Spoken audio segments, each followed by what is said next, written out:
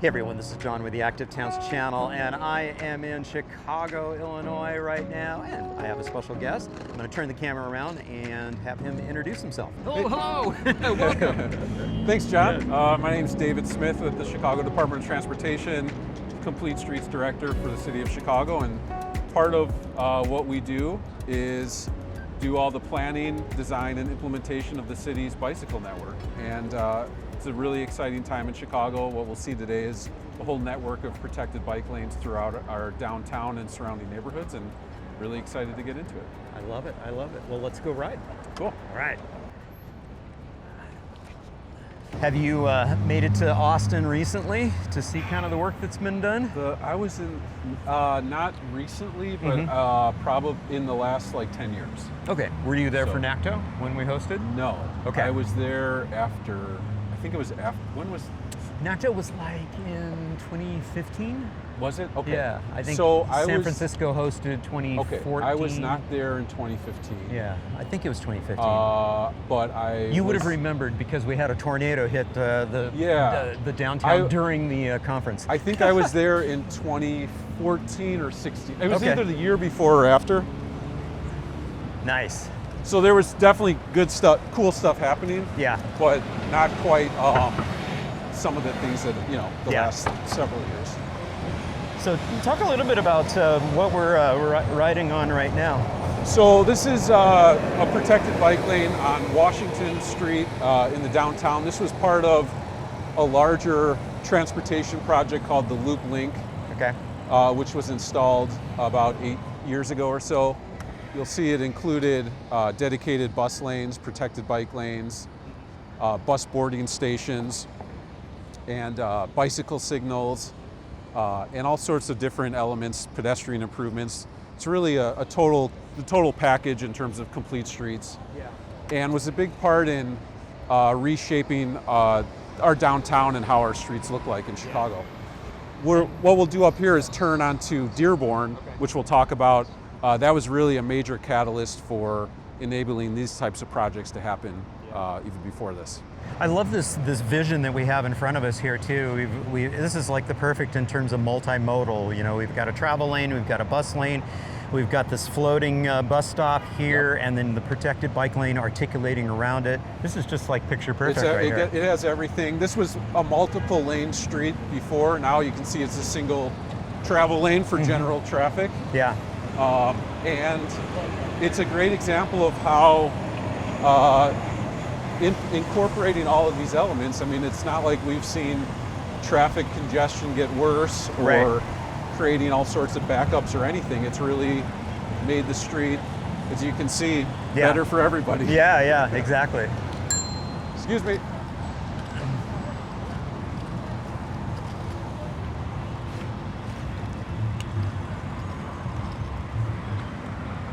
So we'll head, go north on Dearborn. Good. So this is the first two-way protected bike lane in Chicago. This went in about 2013 and has been enhanced over the years, but I believe it was the first two-way protected bike lane in any downtown in the U.S. Right. And our first street where we really utilize bicycle signals, you can see up here, left turns have their own phase, so the bicyclists and pedestrians are protected. Right.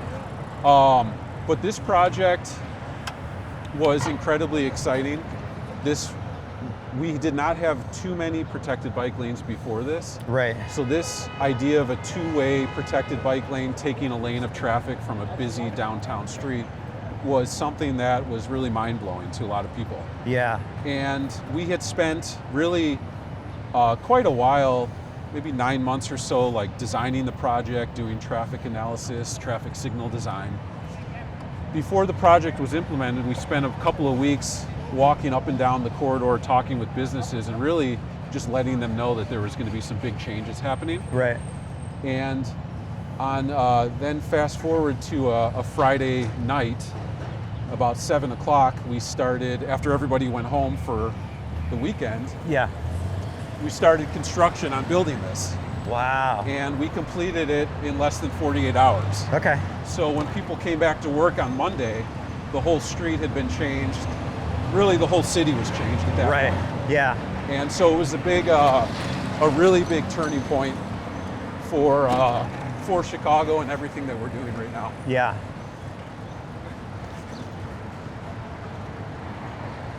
Over the years, we've upgraded it with, we've painted the whole thing green. We have a dedicated bus lane on the east side of the street, concrete curbs at various points. Yeah. The bridge was replaced a couple of years ago, so we had some enhancements over the bridge. So not only are we aggressively expanding our network, but we're constantly exploring new ways that we can upgrade it. Right. And make it more comfortable and accessible for everybody. And we've really seen the results. I mean, cycling in Chicago has grown 120% over the last 4 or 5 years. Yeah. Which is the biggest growth of any large city in the US. Our bike share system, just the Divvy system alone had close to 7 million rides last year. Yeah. Continues to break its own records. You factor in shared scooters, and that number is much higher. So the demographic of who's riding a bike, the number of people who's riding a bike, the types of trips people are making on bike is changing so fast. Yeah. And it's really making the city a really amazing place to live. Right. And you mentioned, the Divvy bikes, and you're on the electric assist. When did the electric assist get integrated into your bike share? A couple of years ago. Okay. It's expanded. The whole system started around 2013 or so. Okay. Around the same time that this project was implemented. Yeah. And the system is called Divvy, and it really, at this point, I mean, it's just like a household name across the city. Everybody knows it. It's become a verb. Right. I'm going to divvy. I'm gonna divvy over here. And it's just an incredible asset for getting around, and it's been a huge part of why cycling in Chicago is much more part of the mainstream. Yeah. I think it's, even if you don't ride a bike yourself, you're so much more likely to know somebody or be close to somebody who does. Yeah, yeah. And that's a combination of the bike share system, the infrastructure, community organizations, and sort of grassroots movements, political will, and members of the city council. It feels like it's all coming together right now. Yeah. And as you'll see on the ride, it's making a huge difference in transforming the city. Right.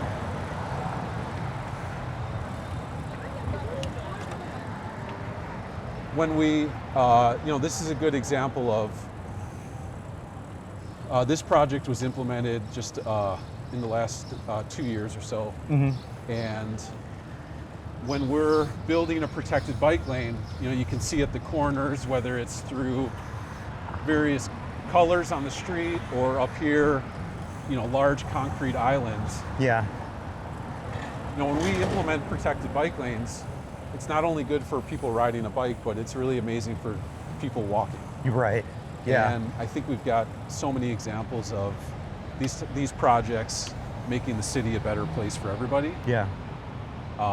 And that there's widespread, I think, acknowledgement of that, and more recognition of that. It's not, we hardly ever talk about these as bike projects. Exactly. Yeah. Yeah. And even just looking at the intersection over here, and we've got the lighter, quicker, cheaper materials, establishing a bulb out there, and again, it's traffic calming, so it becomes safer for everyone, whether you're walking, biking, or driving. Yep.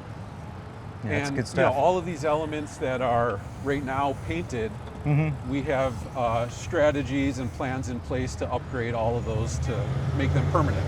Okay. It's just a matter of timing, funding, construction capacity, all of that. But yeah.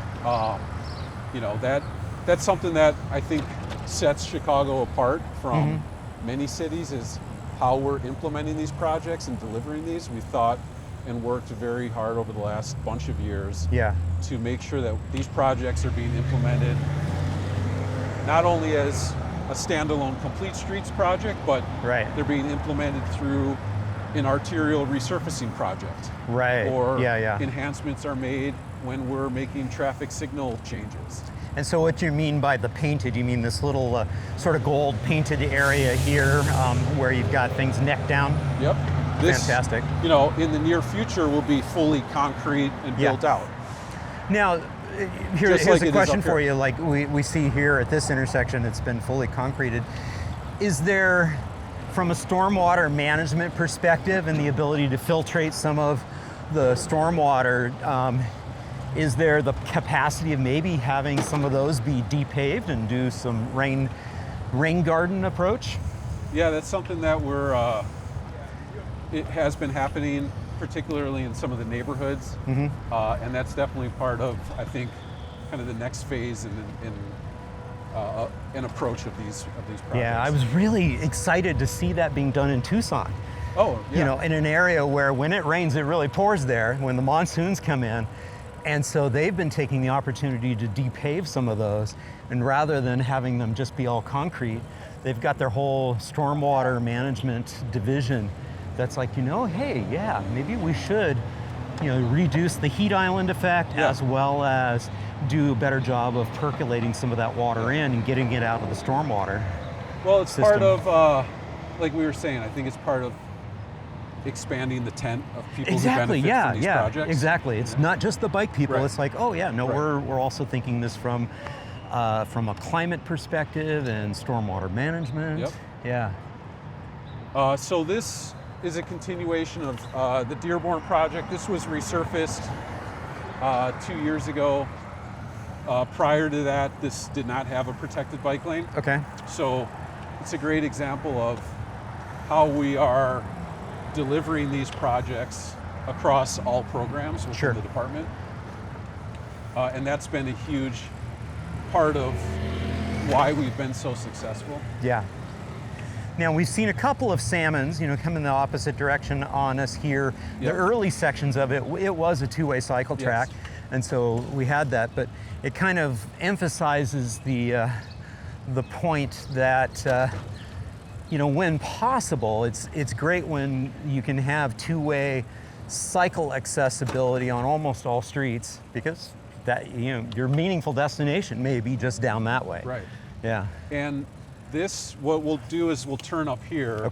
And last year we implemented a southbound or one-way couplet to this exact street. Oh, there you go. So, and that's a project that got implemented last year. So people are still getting used to it and discovering it. But it does provide a nice connection back into the two-way portion that we're in. And this is kind of interesting too. We've got turn left here. We've got a bike lane that we're in here, and we have a bike lane to our right as well. So it's really about providing people with options. So that street, Dearborn, that we were on, continues north and connects to Lincoln Park, which is a major destination. Or you can take this connection here to Clark Street and go either north or south. So we're really focused on, we're always looking at you know, multiple routes, multiple destinations. And again, we're rolling through a little section here where we are on Here's another, if you look, John, to the right. This is a dividing point where Clark Street to the north is a two-way street. So we have actually a two-way protected bike lane going north. To make that connection up to the park a little bit away up there. And then at this point, the street is a one-way southbound, and we have a one-way southbound protected bike lane on the left side of the street. This point was really a concern for the community because the street changed to a one-way, and it was 3 travel lanes wide. And so you have a park here, multiple schools, a lot of children and seniors crossing the street. Yeah, so I love what this we did right is here. take away a travel lane, install concrete islands, shift the parking out, put in curbs, provide a protected space for biking. And what we've seen, not only this be a really comfortable street to bike on. You see slower turns like this Yeah, from perfect. larger vehicles. You see safer pedestrian crossings. And we've seen just general driving speeds slow down dramatically. Right. Just by taking away really what was an unnecessary or excessive travel lane. Yeah. All of these intersections, you can see how much shorter these side streets have become right at the intersection of the pedestrian crossings. Yeah. Can you speak to, the relative cost of doing these types of relatively quick build types of measures? I mean, it seems to me, and I think to the audience, that when we're doing these sort of, drop down protected infrastructure with these curbs, a couple of flex posts, you've got your bulb out here up ahead going into this intersection here at Clark and Chicago Avenue. Seems like this wouldn't be all that costly to do, and make it in pretty fast implementation too. I mean, this type of project, like there's no other project that has like the ratio of cost to benefit. Yeah. Roughly a mile, somewhere in like anywhere between $1 million to $2 million with all the concrete. It depends how much traffic signal work you're doing and really how far you go in terms of benefits to all users. Yeah. You look at that compared to just infrastructure projects in general, and it's a drop in the bucket. Yeah. The benefit, though, is incredible. Yeah, incredibly We're making huge. the city a safer place. Yeah. Every time we install one of these projects, we see traffic crashes, serious traffic crashes go down. Yeah. We see speeds go down. We see more people biking on the street. And we're rolling past a cafe here too, sidewalk cafe. Right. It seems like we're getting all of that benefit. I mean, what's better than sitting outside and being next to a bike lane versus next to 3 or 4 driving lanes? Yeah, exactly. So the quality of life improvement and just the enjoyability of the city is dramatically improved. Improving access to businesses. Yeah. Public health. I mean, it's all like, it's again, it's not just about biking, but it's really about achieving a whole host of quality of life issues. Yeah. And just making the city a better and enjoyable place for people who live here and people who are visiting. We got people from all over the world.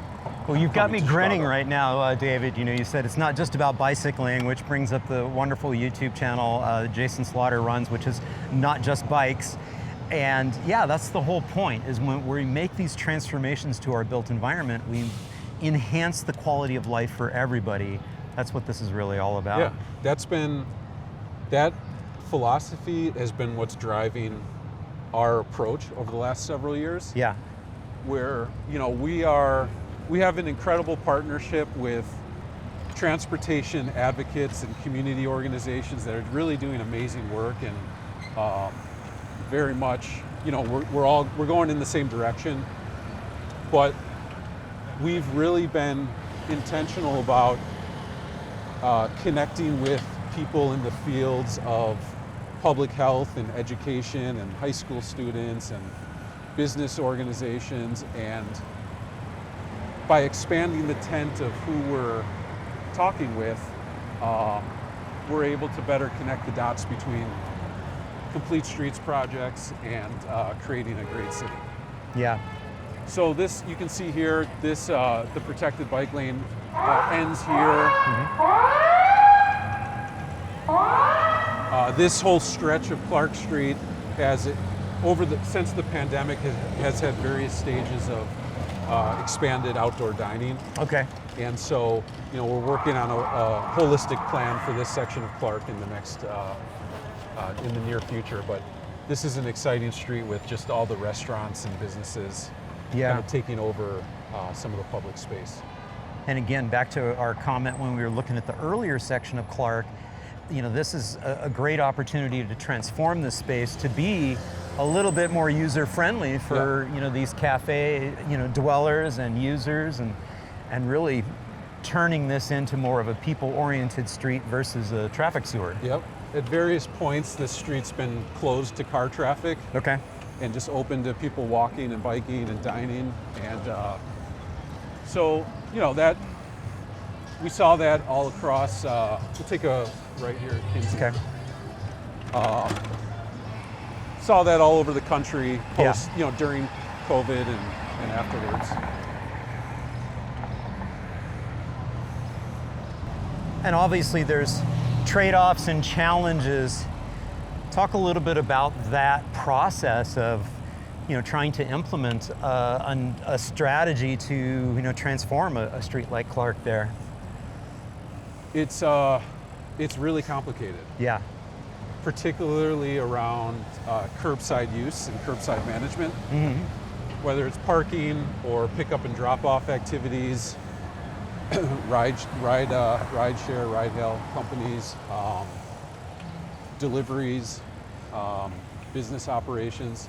It's a complicated puzzle, right? And just try to do it one piece at a time and sort through it all and piece it together. I think we've done a really good job of it. Yeah.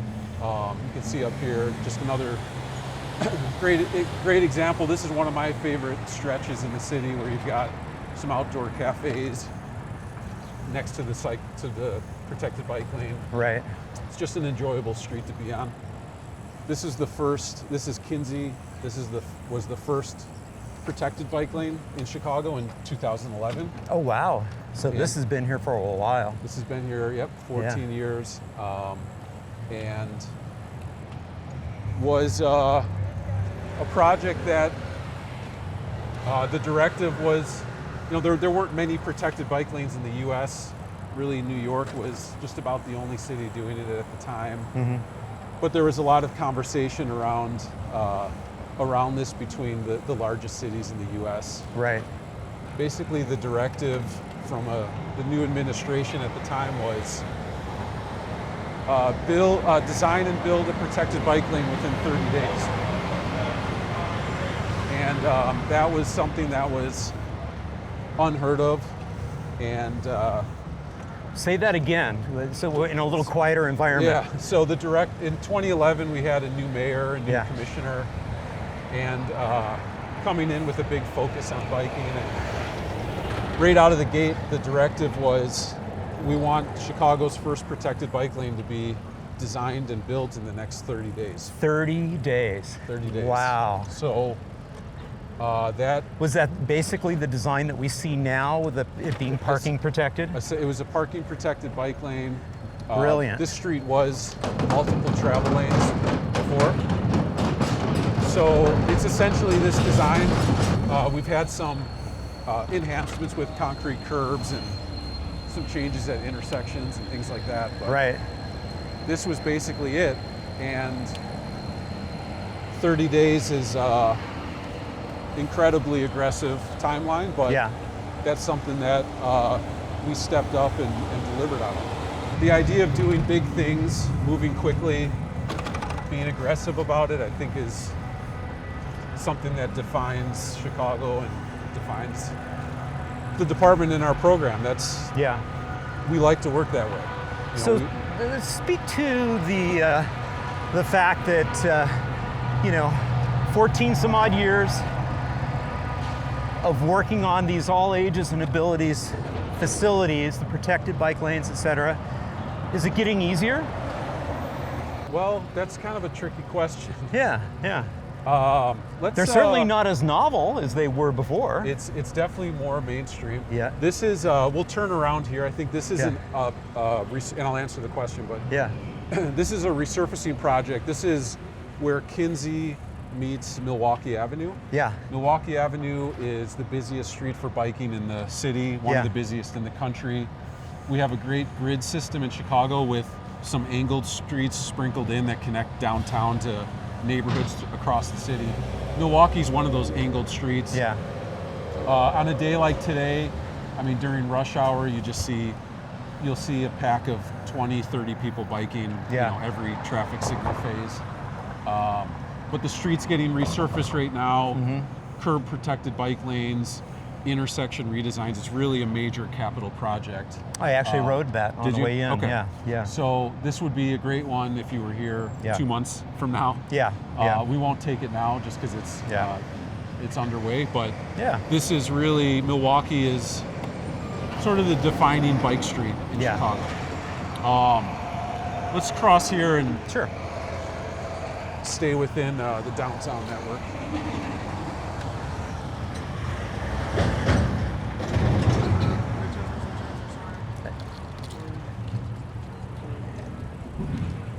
But in terms of, is it getting easier? It's getting more familiar for the city and for residents across the city and elected officials, and also people within the department and across programs. That's definitely true, and we have even some city council mandates and ordinances around complete streets and incorporating these types of improvements across programs. Okay. Which has been good.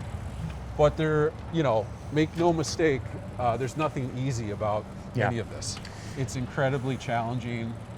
As we said, the benefits aren't just about a bike lane. Yeah. It's also, we're not just installing bike lanes, we're really changing the culture of the city. Right. And, streets, automobiles, that's really like part of the fabric of American culture. Yeah. Might be easier if we were trying to take away all the McDonald's and Coca-Cola. Right. But we're doing this, and it's really hard. Yeah. So, in addition to just the challenges of every individual street and the culture change, we're also doing it at a scale which has never been done before in Chicago. I mean, we're building more, we'll cut to the left into a two-way bike lane here. We're installing more protected bike lanes every year than ever before, more neighborhood greenways every year, more infrastructure. We're doing, the last several years, we've been averaging about 50 miles every year of new bike lanes. That's extraordinary. And of those, we're right around 80 to 85% of those are either protected bike lanes or neighborhood greenways. Wow. Will we see any neighborhood greenways today? Not today. Oh, shucks. Okay. But I have to come back then. Yeah, you got to come back and hang out in the neighborhood. Because I want to say that I think, from my time living here in the 90s, and even what I've been seeing riding around during this trip, those are some of the most wonderful and delightful spaces within a large city. Expand upon that a little bit, because I think that a lot of times cities just think, oh, we have to do protected infrastructure everywhere. Right. But in reality, some of the opportunities with these low volume, low speed streets is magical if you just have, traffic calming elements in there and the ability to get across some of the stroads that exist. Yeah, we have a major traffic calming program, one of maybe the biggest in the country. We're implementing lowered speed limits on residential streets. We're getting into actually a lot of traffic diversion at major streets along our neighborhood greenways. As we look back, what I've been saying is, I think when we look back in a year and two from now, 2025 is going to be the year of the traffic diverter in Chicago. Right. We've got more than 6 to 8, 9 of these teed up for this year. Right. And that's a really important part, is making the route as accessible and safe for people walking and biking as you can.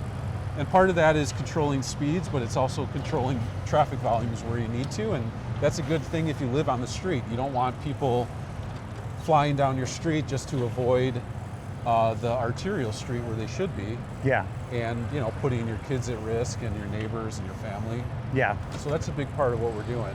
Yeah, trying to cut back on the whole rat running, scheme of speeding fast through a quiet neighborhood area. The neighborhood greenway system has been a huge asset, and I think it's been a big part of why people are biking so much. Yeah. Residential streets, our neighborhoods in Chicago are beautiful. I think that's how you really get to know a city, is in the neighborhoods. Yeah.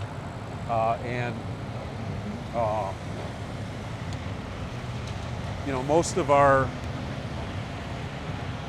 with having a great grid system, those residential connections can make getting around easy. Right. And so our strategy is basically having our protected bike lanes on the arterial network and complementing that with neighborhood greenways on the residential streets, so that no matter your comfort level or the purpose of your trip, you've got a nice route. Yeah. And it looks like we've got some improvements going to the curb work. Yeah, we here. have some curb work going on.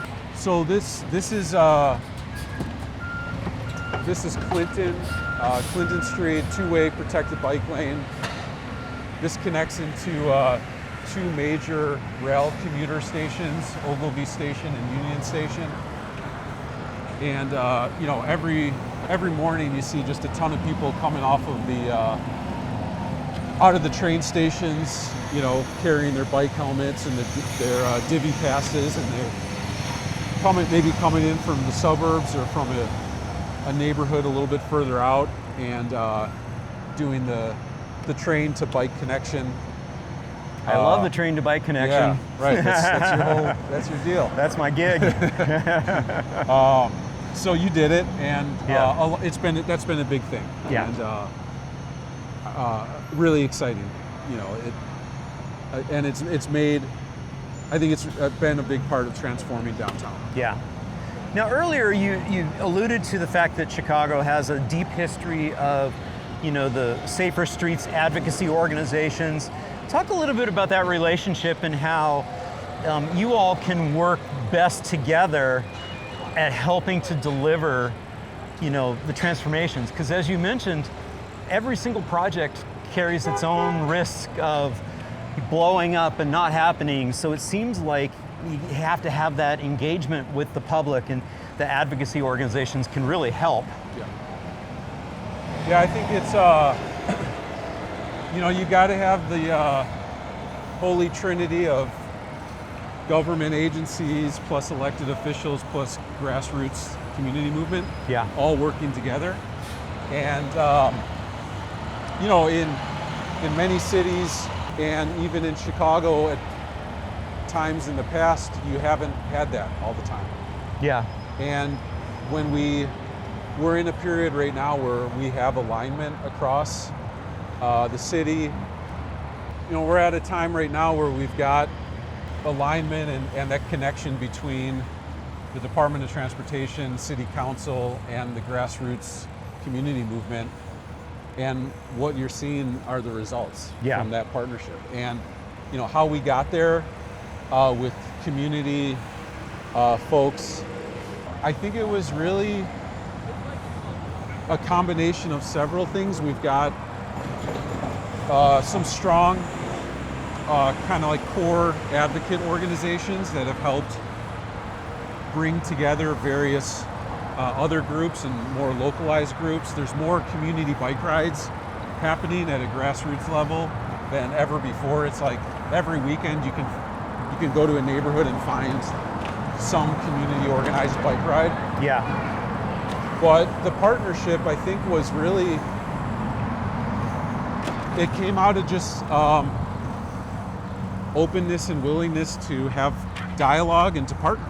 Right. And we've been very purposeful on that, and we have some really great advocates who have started all these groups and are really doing, we'll take a left here at the Harrison Protected Bike Lane. We're kind of getting into the South Loop or South Downtown area of Chicago. But the partnership, it's incredibly strong right now. Like it feels like we're all pushing the same rock up the same hill. Yeah. And not getting crushed by it. Yeah. And if you don't have that alignment, and if you're sort of bickering within each other, it's not helping anybody. Yeah. And we realize, I think, advocate community, CDOT, we know that we have a shared vision. Yeah. And we have a shared role, but we also have very different roles in how to achieve that. Right. And I think that there's more clarity around that. Yeah. Through I think it's a combination of the right people in the right places, and just having the dialogue. Yeah. Talk a little bit, you mentioned earlier about leadership, it's important, and since 2011, you have experienced several leadership changes at the at the city level, but y'all just keep plugging along. Yeah, we've so we'll take a little bit of a detour route, but again, because of the amount of infrastructure we've been implementing, we have a protected bike lane as part of the detour route for that bridge work. Yeah. But what we've done, in 2012 we released the Streets for Cycling plan, which was our big bike plan, which outlined a network of potential bike routes across the whole city. And that got us a long way. It served a really great purpose. But about 2 years ago, we followed that up with the Chicago cycling strategy. Mm-hmm. And that has carried across different staff and different folks. And it really is, I think, an incredible document. I think it's the future of bike plans, especially for cities like us that have been doing this for a while. Yeah. And it really touches more on how we're delivering projects, what our approach is, how we work across 77 different communities, over 100 different neighborhoods, and almost 3 million people. 200 plus square miles. 200, exactly. I mean, it's an incredibly complex, we have 50 different city council members, 50 different wards. So, one project, you're working across maybe multiple elected officials, multiple transportation agencies at the city, county, state level. It's incredibly complex. Yeah. And but by having the Chicago cycling strategy focus really more on how we're delivering projects and how we work differently in different neighborhoods. Yeah. That has something that has been really successful. It's not about the cycling strategy. It's not necessarily about which particular street, but it provides us the strategy to deliver and to work closely with communities really at the street scale. Yeah. And we're focused on the documents organized into 3 different scales, creating a citywide network, neighborhood networks, and then sort of the block by block dynamics of curbside management. Yeah. We spoke to earlier to the fact that all the projects are each project comes with its own little challenges in terms of trying to implement. If you had a magic wand and could wave that magic wand that would help to make the implementation happen faster and more authentic to your vision, what would that magic wand be, or what would you like to see that would really help accelerate this? Because from an advocacy perspective, from a community perspective, they're just like, why is it taking so long? Yeah, well, what would you need, what would you want to be able to implement faster than you already are?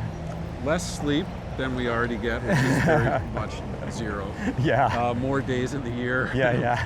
Less winter would be good. Oh, yeah. More construction season. Oh wait, you guys have winter here too. Right, that happens. But clearly sometimes. Nobody rides in winter, right? Right.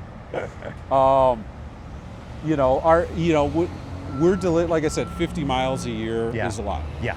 And we'll stop over here and turn left. Okay. Delivering on 50 miles plus, we're doing, in terms of pedestrian improvements, 400 to 500 intersections per year. Yeah. Not just ADA ramps, but curb extensions. Yeah. Raised crosswalks. It's an incredible amount that's happening. Yeah. I think from the notion that it's not fast enough is one that we embrace. Yeah. And it's never going to be fast enough. Exactly. Yeah. And that's the whole point. That's okay. Yeah. Is that we're making up for 100 years. Yeah. In a very short amount of time. And I think the moment that we say we're going fast enough is not a good place to be in. Yeah. And we're talking about one of the most populated, one of the densest cities in the United States, and yet we still see cars literally everywhere here. So to your point, reversing 100 years of car-centric addiction That just doesn't happen overnight. No. But as you build out that network and people start feeling more comfortable getting around by bike, by walking, by using transit, makes a huge difference. Yeah. Oh yeah. It's a culture change. Yeah. It's going to take time. You know, if you flip it around, great view downtown. Yeah. But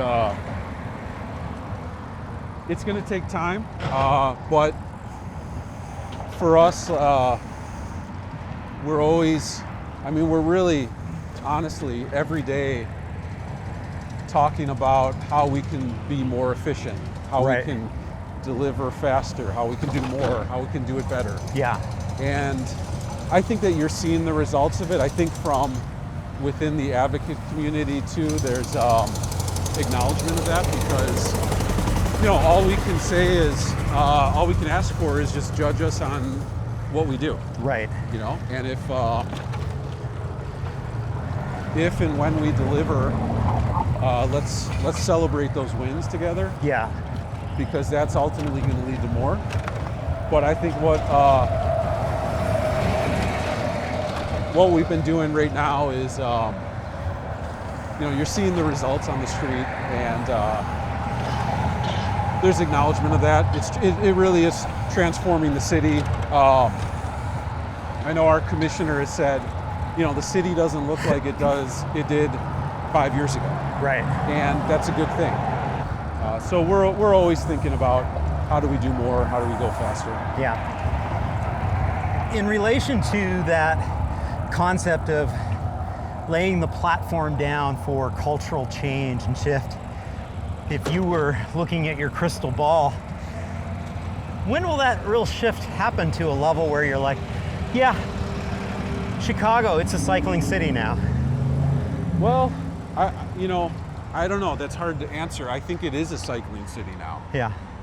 It has a long history of biking and the culture of biking going back to the late 1800s. And maybe that's not the right term to use, cycling city. Maybe the right term is, when is Chicago really going to be where getting around by bike is like the natural pragmatic choice for the vast majority of people, so that it's not just reaching for the car keys. Right. I think it's so hard to tell. Yeah. Because, and I think that's part of our philosophy, is that things are changing so fast. If you look at, like I said earlier, the number of people biking in Chicago has more than doubled in the last 5 years. Yeah. That's the highest growth of any big city in the U.S. Yeah, in fact, you have some data from Replica that talks a little bit about that. Right, exactly. So, and if you look at like some of the census numbers, for example, before that, Chicago was the only city with more people biking than Chicago is New York City. Yeah. So we have a strong culture. If you look at, like 10 years ago was basically the introduction of our bike share system. Yeah. 14 years ago was the introduction of protected bike lanes. E-bikes are huge in Chicago right now. Yeah. Cargo bikes.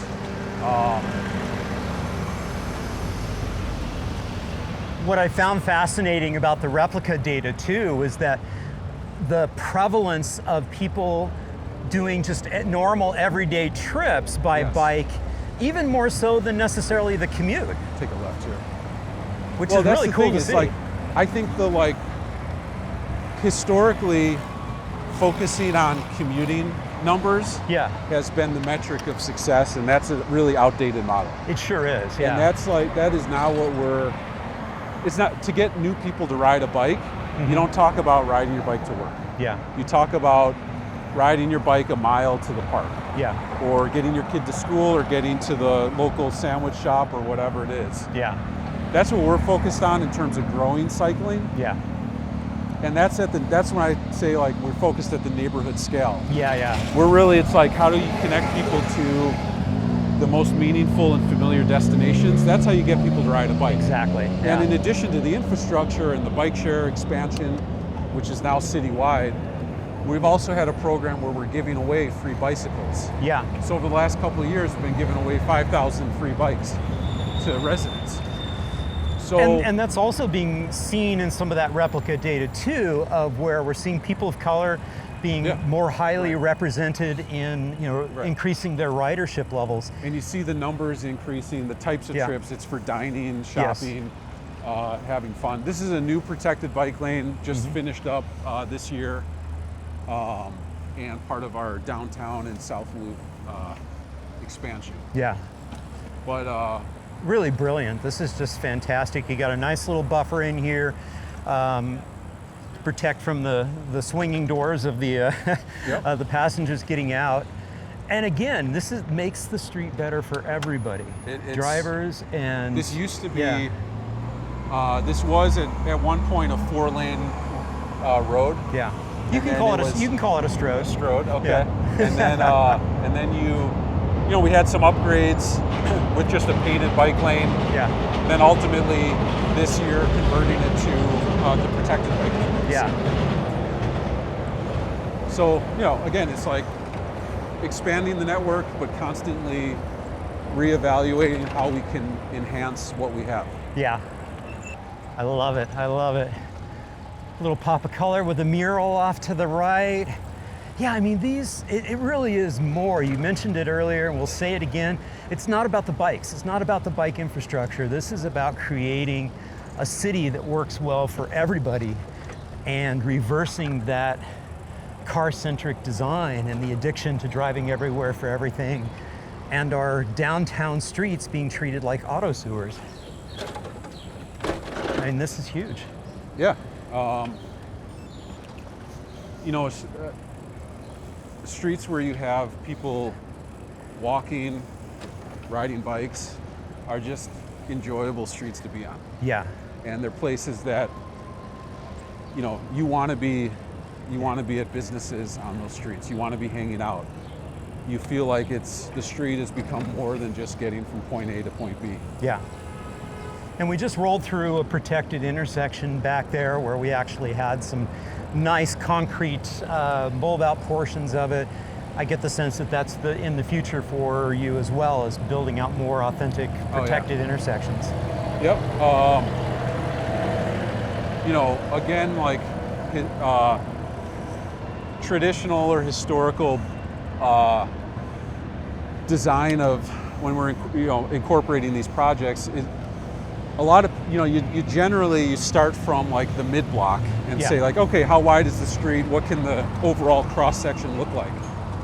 I think what you're seeing in Chicago and in other cities too is shifting that mentality to starting at the intersections. Yeah. And what are the most challenging intersections? How do we redesign those? And then that will inform the mid-block. Yeah, yeah. Take a left here.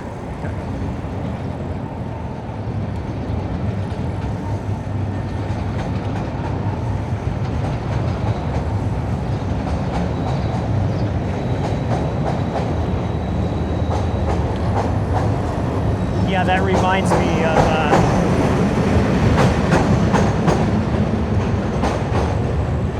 me of the NACTO guidance of don't give up on the intersections, because that's what was happening in the olden days. As to your point, is we were focusing on the mid-block, and then we would get to the intersection, and it's like, well, what do we do here? And folks would throw up their hands and say, I don't know, let's just get them across somehow. Exactly. Well, I think Chicago, we got our own guide called Starting at the Intersections. Love it, love it. Any sage advice for cities around the world that are inspired by the progress that you are making here in Chicago as to how they can move forward? I think take a right here onto Dearborn. Okay. I think it's you got to find out what works. Every city's different. Mm-hmm. The way that we do things, there's lessons to be learned, but it's not transferable to every single city. I think you got to be your own city, and everybody has their own system, own culture, own history, own dynamics that I think you take pieces from every city Right. and figure out how it works for you. I think what we're doing here, the way we approach it, it's just different than, certainly just about all of the West Coast cities. We don't operate in the same way that they do. Yeah. But we also don't operate the same way that New York does. Yeah.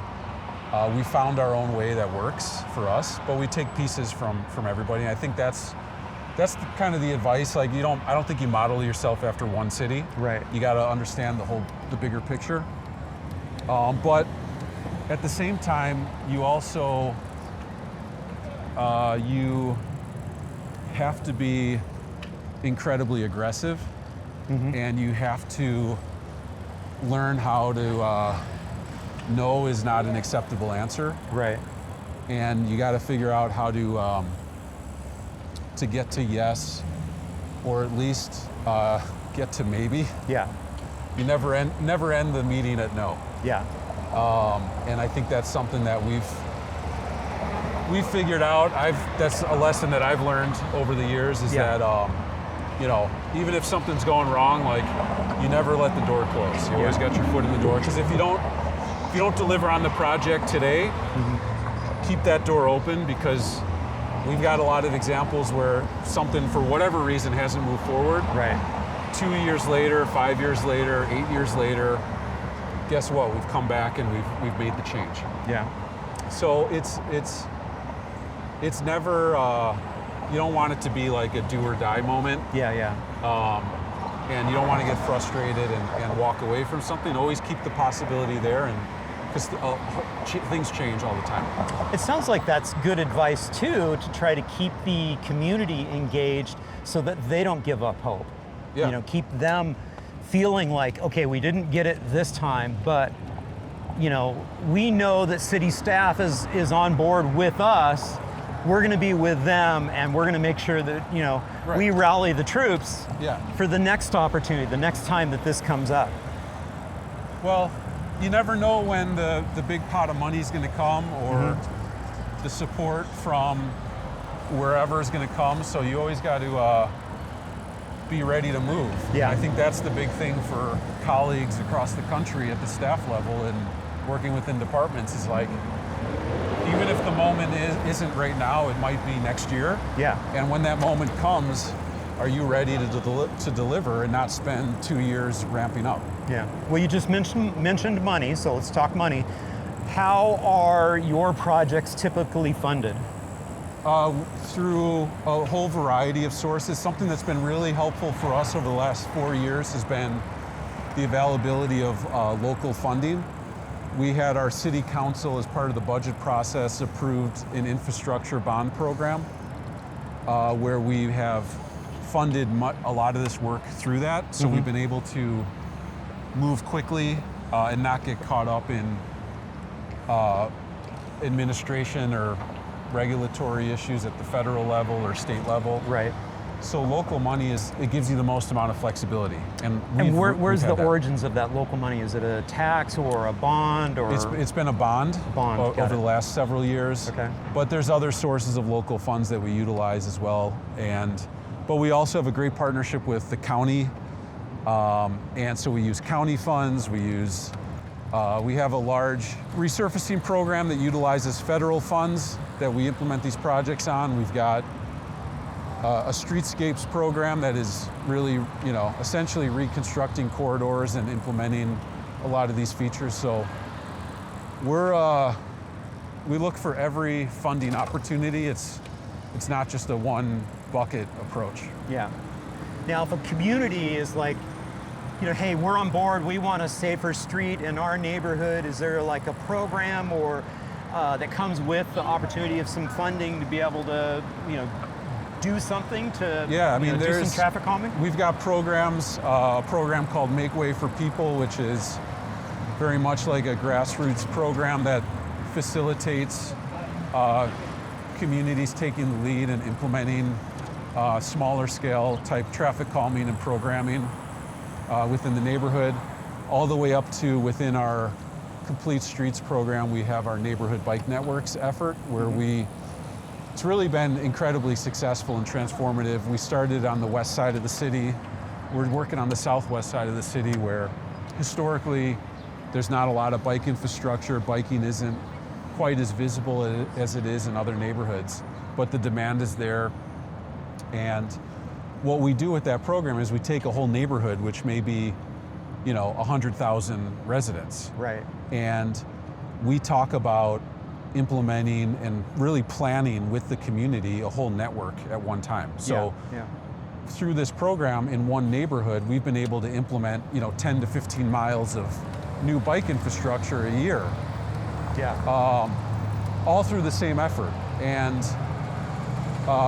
that has been a really great program and a model that is part of the foundation of how we're transforming the city. Yeah. That's fantastic. Anything that we haven't covered that you feel like we should definitely leave the audience with? I would really emphasize the point that the demographic of who's riding a bike, the type of person who's riding a bike, or the type of trip that they're making has expanded so much over the last couple of years. It's never fast enough. It's never good. That's our philosophy. Is we're never happy with or never content, I should say. Right. We come in every day and we're challenging ourselves to do more and to make biking just a thing that you do to get around. Yeah. And we're seeing the results, but that level of intensity and focus is going to continue and only continue to grow in the years to come. So there's great things happening, but I think we're just on the cusp of it. Well, I think this is a great place for us to say goodbye and everything. Well, David, again, thank you so much. This has been such a joy to roll around the city. I mean, again, it's a huge city, 200 plus square miles. We only scratched the surface of a very, very small part. You're going to give me some advice on some of the neighborhood, what do you call them, neighborhood bike Neighborhood roads? Greenways. Greenways, neighborhood greenways. Again, the name bike isn't even in there, Right. emphasizing the fact that this is not about bikes. This is about mobility for everyone, having mobility choice. Whether you're walking, biking, driving, using transit, there's some options for all ages and abilities. Any final thoughts as we're standing in front of a transit stop here? Come to Chicago, get a bike, get around. It's an incredible city, incredible people, and the excitement's going to continue. David Smith, thank you so much for taking me on this quick little tour of your network. Hey, congratulations, keep up the great work, and we'll check in with you again soon. Thanks, John. And I see this is a one-way street here. Cars. What lovely tree canopy there. And we're looking for the Levitt Street Neighborhood Greenway. And that is, Levitt is a north-south street. Again, David pointed this out as a street to consider filming as a neighborhood greenway.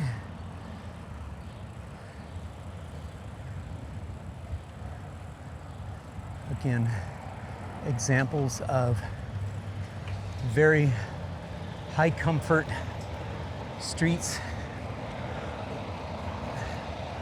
And here we go. So you'll see some signage, wayfinding, and again, nice and narrow. We got your traffic calming speed humps right here. And yeah, fabulous.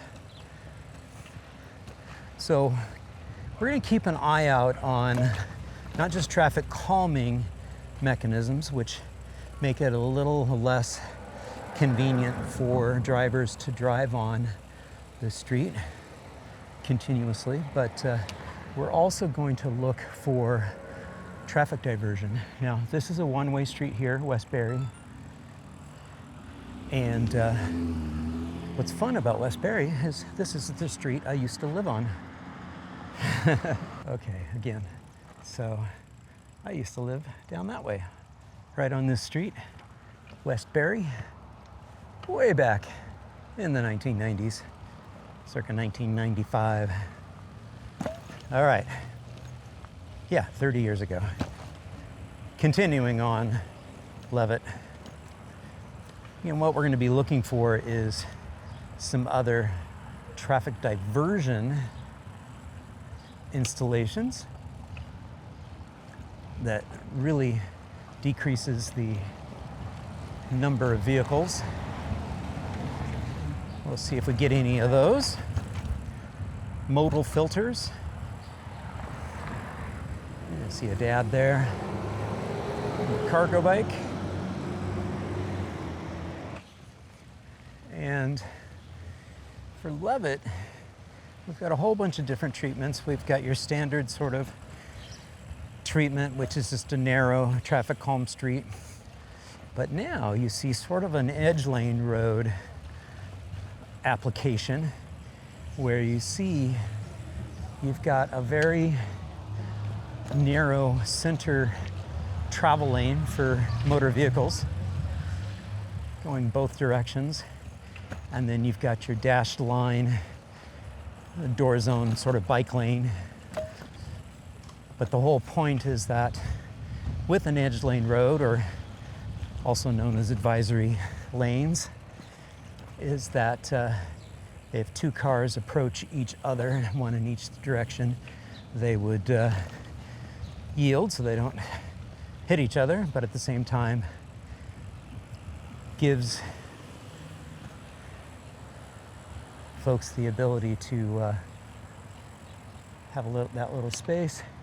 If the driver sees that it's safe to proceed, there's nobody biking in the bike lane, and they continue. Now we have a really narrow space here. And cars go through, again, traffic calmed environment, so they're coming through very, very slowly. Love the housing here. Beautiful.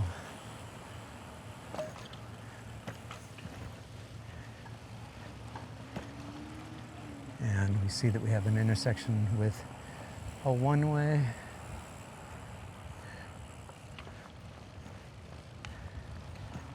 Again, nice narrow streets.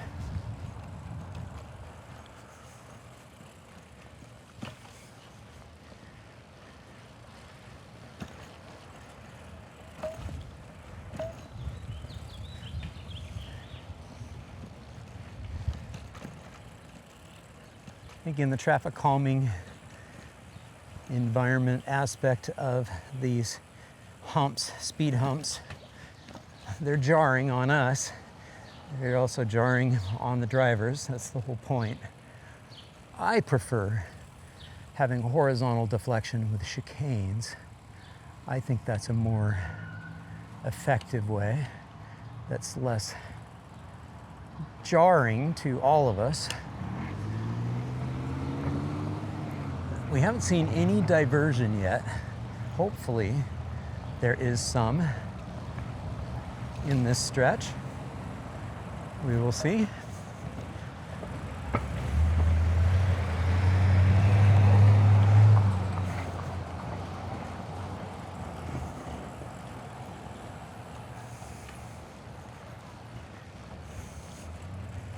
Oftentimes, diversion is one step too far for neighborhoods. And then in other neighborhoods, they're like, no, that's exactly what we want and need. No, absolutely not. Is diversion.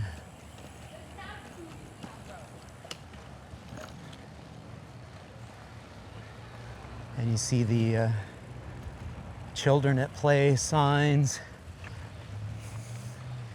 I hope it's coming through just how relaxed and comfortable this is compared to the Clybourne protected bikeway. It's not that one is better than the other. We need both. We need quiet residential streets like this, as well as protected infrastructure on the more major streets. So it's not an either or, it's both.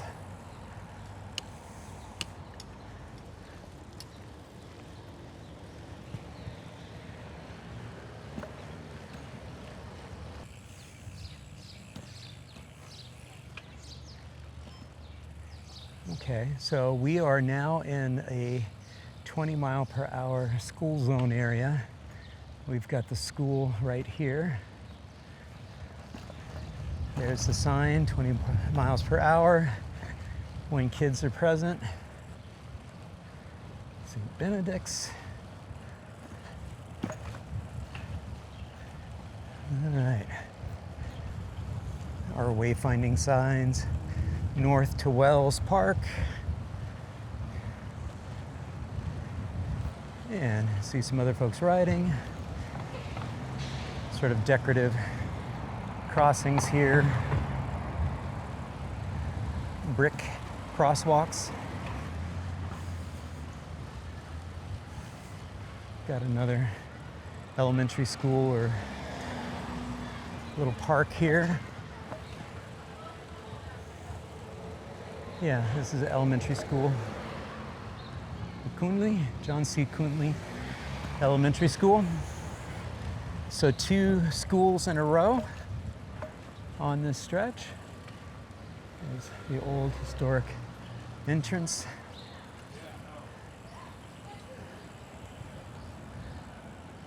Nice. And we've got a one-way to the left here. Back to a advisory lane, edge lane road treatment.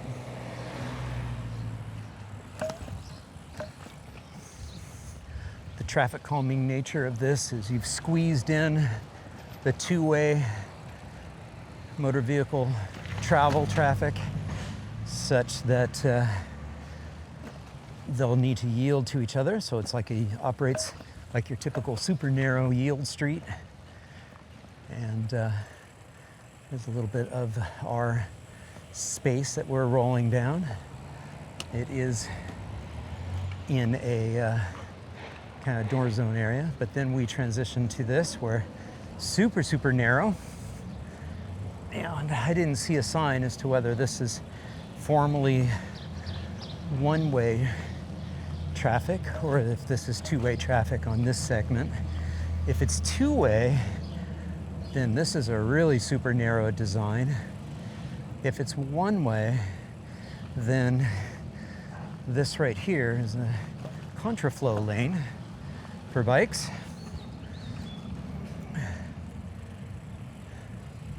Let's see if we can get confirmation as to whether this is a 1-way street.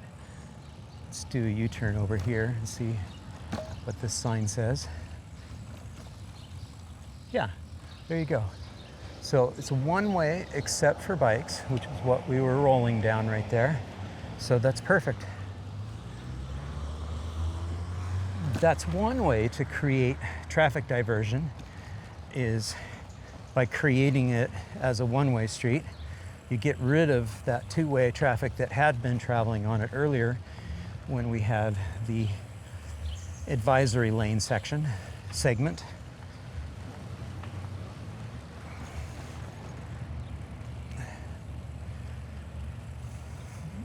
And this is going to be an intersection with a rather large, complicated intersection. And you see we've got a little one here, and we are going to make our way over and stage up for this bike lane that's over here. So you can kind of see the concrete work that they did there. And see a bunch of folks riding by. And here we go. And this, in fact, is a bit of a modal filter of such, because cars are not able to kind of go the way that we're going to go, because we are going to pop in over here. And if I made that turn properly, we are back on Levitt, and we can confirm. We can scroll up here, pan up here. Yep, that's Levitt. So we're back on the Levitt Neighborhood Greenway, and that was our first modal filter in that stretch. Super brilliant. Again, these are the types of low-hanging fruit, traffic calming strategies that can be employed in really any city that still has a legacy grid network in their neighborhoods. Is drop in some modal filters, do some traffic calming features. Again, I'd love to see some chicanes and some small footprint traffic calming roundabouts, traffic circles in here.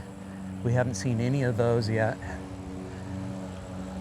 We've seen plenty of the sort of jarring speed humps. And once again, we're transitioning into a one-way motor vehicle traffic lane, but we have a contraflow bike lane, and lovely. And then you see sort of a one-way aspect here. You see that narrowing, making that a very comfortable side street from a walking and biking perspective. Enables you to connect with this street. The narrowness of these streets really helps to calm the traffic, slow the drivers down. You're not going to get anywhere fast, so don't even try, guys. That's not what this is about. There's another one-way at Giddings.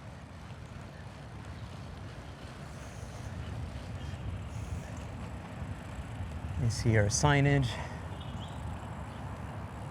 Very good. I love it. This is really fantastic. And we're at Lawrence. Lawrence, of course, is the street we were on last night, and the street that we're going to take to get to my homestay location. Thanks again, Randy and Susan, for that. All right.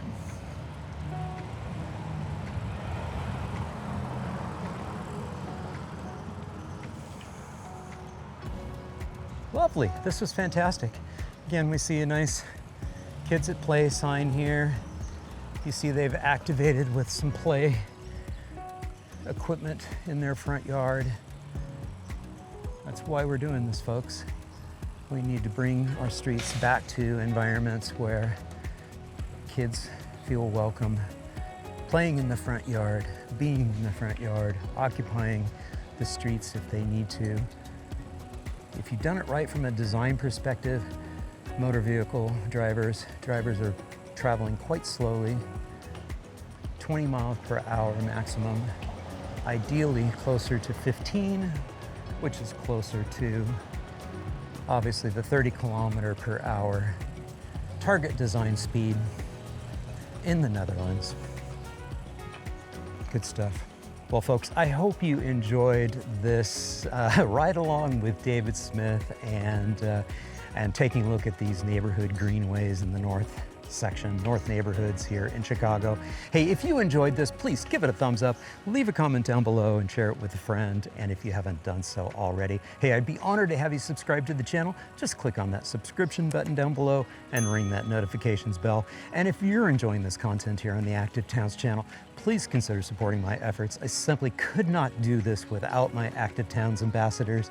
Hey, super easy to do. Just click on the join button down below here on YouTube, or navigate over to activetowns.org, click on the support tab at the top of the page, and there are several different options, including making a donation to the nonprofit. By the way, the donations to the nonprofit really help support my efforts to travel around the globe and do pro bono work for other nonprofits and cities. And there's also the ability to join my Patreon patrons do get early and ad-free access to all my video content. Again, thank you so much for tuning in. I really appreciate it. Until next time, this is John signing off by wishing you much activity, health, and happiness. Cheers. And again, just want to send a huge thank you to all my Active Towns ambassadors supporting the channel financially via YouTube memberships, YouTube super thanks, as well as making contributions to the nonprofit and joining my Patreon. Every little bit adds up and is very much appreciated. Thank you all so much.